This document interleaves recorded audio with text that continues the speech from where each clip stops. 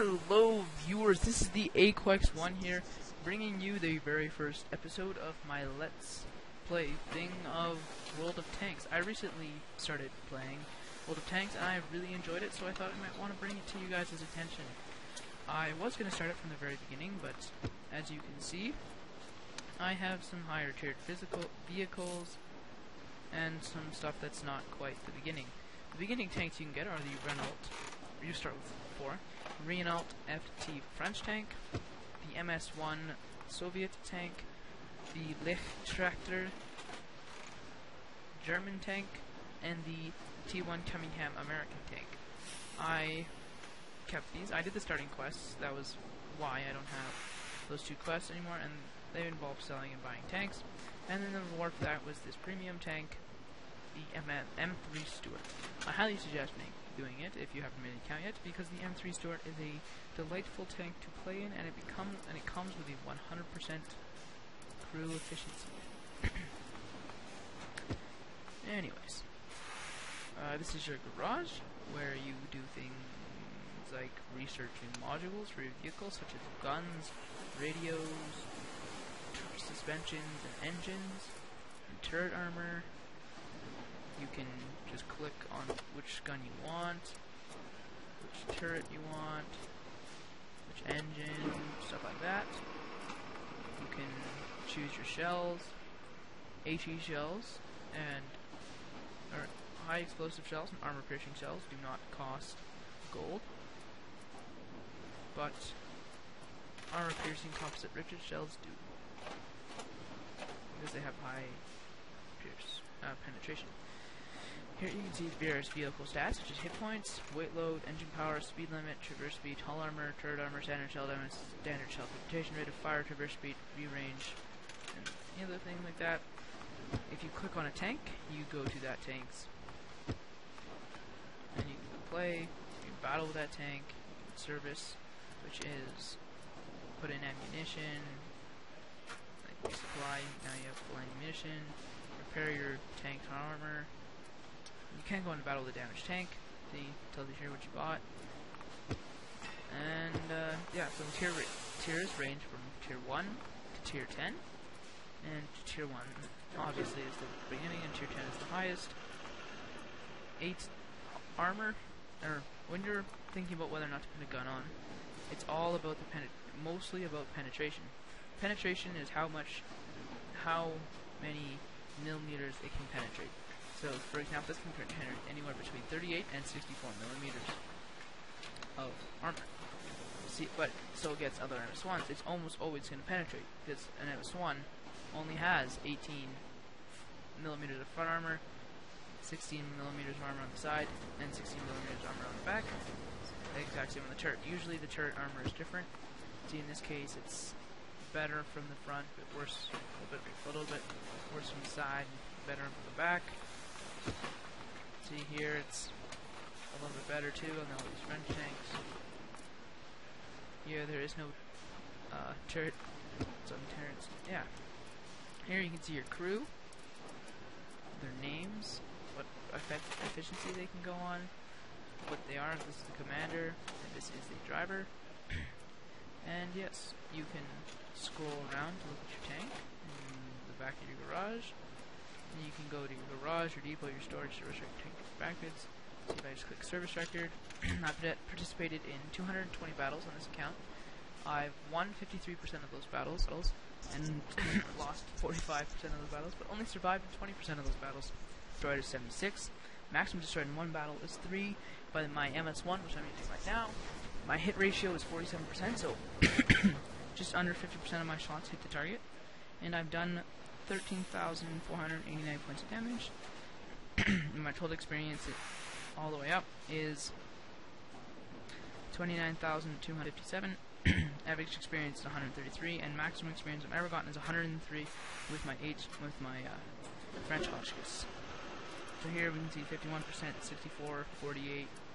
This is all of my tanks I've ever used. So AMX 430 went up with my AMX 40. My D1 only 25%, T18 40, 50% exactly, 75. You got all these stats. never won in my my T1 Cunningham or my Lickety Tractor. So now we've gone over our garage, let's go over the actual battles. So here you can see in the queue the tanks by type. So there's heavy tanks, medium tanks, light tanks, and there you can see how many tier tanks there are. So how many tier 1 tanks there are and how many tier 2 tanks there are. As you can see, I'm near the bottom of the list, which is not the greatest. You can see over here what tier they are, but how many little ticks they have. Here you can see the enemy team, the tank they have. This is your mini-map. That's the enemy base, that's your base. Sometimes the game modes change. This is your tank. You can see which is damaged. This is the different modules, and that's your speed. That's your people in your tank that can get hurt. Move out. I should... Apparently it doesn't work. If you want, you can switch over to your other types of shells. I have some HE shells because I recently discovered that they don't cost gold. So I thought, why not? It would be fun to have some high explosive shells because they're guaranteed to do damage. So what we're going to do here on this map, which is actually one of the worst maps of the game, is if you're on this side, you want to stand up here and shoot down because their team is always going to spawn out in there. And if you're on the other side, you want to go up the other hill. But most people don't just don't do that. They just go right over there and die right away because they can. Let's see if I can just peg this guy here. Oh, where's she doing? What are you doing? Boom! Oh, I missed. That was really bad. So I can get shot right away. Get out of the way. Oh shoot. Okay, let's see if I can get out of here. Okay, we survived. So they will probably lose sight of me right away. Just stop getting shot at. So I probably... Okay, why is that guy right beside me? That's not smart of him. So what I'm going to do is I'm going to skip over to this rock. Turn my tank around. Oh, back up a little bit. Okay, let's go. Now we can see that MS1 down there. And as you can tell, MS1s do pretty high damage. So what we're going to do is we're going to let our tank zoom in so we don't miss. And boom. Now we're going to back up. That way, while we're reloading, other tanks can't shoot on us. And he's... Okay, back up a bit. Back up. Dang it. Okay, well, that sucked. I think I got hit by some tank. Oh, yeah, there we go. M2LC. So, there's your destroyed tank. When you're facing other tanks, you want to angle your tank's armor to have the maximum. So if I were facing this guy, I would want to be turned like that. If you just look down here, so that I have the maximum armor possible. Whenever you get defeated, you can just go back to your garage, and voila. Ready to, 45 frames per second, hop into another tank, such as our Renault FT, and get right into battle again. See if we can get a better map. High explosive shells are quite effective against light vehicles. This is Malinoka, this is the, oh yay, the map I was probably least wanting. Okay, well this is a different game type. Well, I guess that's a good thing. So, in this game type, we're trying to capture the base, but the other team only has to defend. They're not trying to capture our bases. So we don't have any bases. This map is usually, I find this is a good, effective, and fun way to play on this map. Although, when playing on other maps, other game types on this map, usually you will spawn, one team will spawn there, and one team will spawn there, and you'll fight.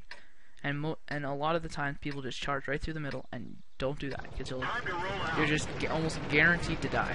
Your tank will be destroyed. Now, this is the, wow, perfect kind of, like, out of everything you want, this is what you want for a game. You always want tanks of your tier. So playing against tanks of your tier means that no one has an advantage. And that makes it really fun, because no one's, like, there's no M2LTs running around going faster than everyone and blowing everyone up in one shot. It's kind of annoying. I wish I had my MS1 because I think... Yeah, there's the German Lich tractor who just ran into me because he's an idiot. And he just... Oh my god, this guy is... Oh my gosh. Okay, I don't know why he stopped there, but that was just dumb. Oh, down to 18 frames per second. Before we were up at 45, which is pretty good. 18's not bad. But, whatever. Okay, well, we just lost one tank. And that was a T1 Cunningham, of course.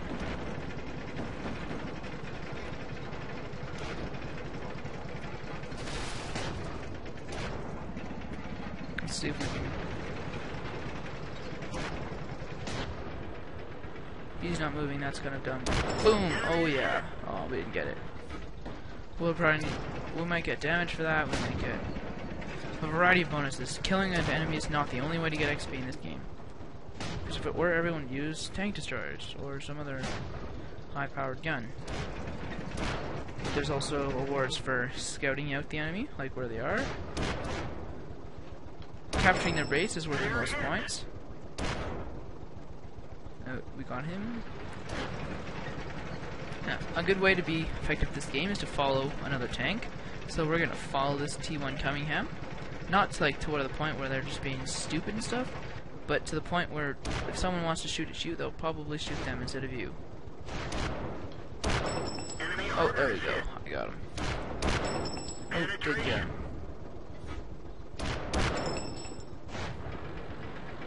Lead off my shot. Oh, did I hit the guy in front of me?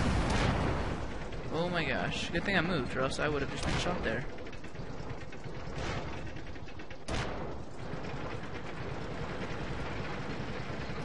Well, since he's down, pretty low health, I'm gonna go secure the kill. Probably get kill. Oh, that one MS1. See, look, that's why I wanted an MS1. See, that MS1 has 4 kills. 4 kills is a lot in this game, considering the enemy team can only have a maximum stop up. Okay, I thought I might be able to get the kill there. Whatever. Why are we down so many tanks? I don't see them. It's worrying, sort of. Anyways. Yeah. So MS1s being very powerful tanks. Look, that guy got another one. Either people are just giving him kills, or he's really good.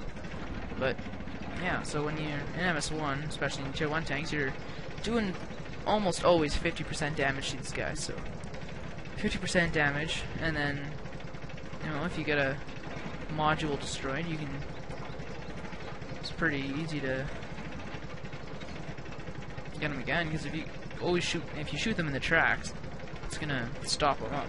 So if you're aiming on another tank, where you always want to be shooting, funny word to say, is always at the back. If you can, shoot them in the back, especially in the back of the turret, because if you get lucky, you'll damage the turret and they can't shoot you. You can't turn the turret around. But if you can't, shoot them in the like the side or the back. That's always almost, if you can, always aim for that spot. Sometimes there's nothing you can do about it, but in that case, what you want to do is try to aim up at their gun.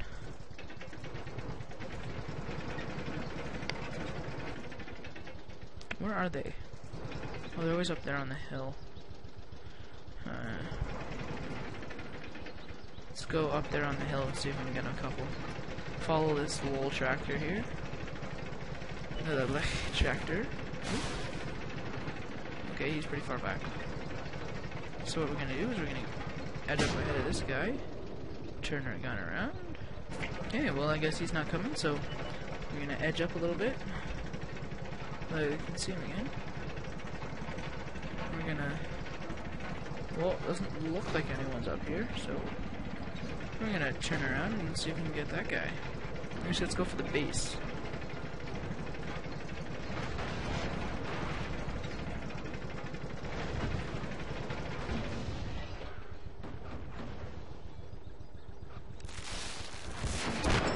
If you're in a gunfight like this, always best to get some cover.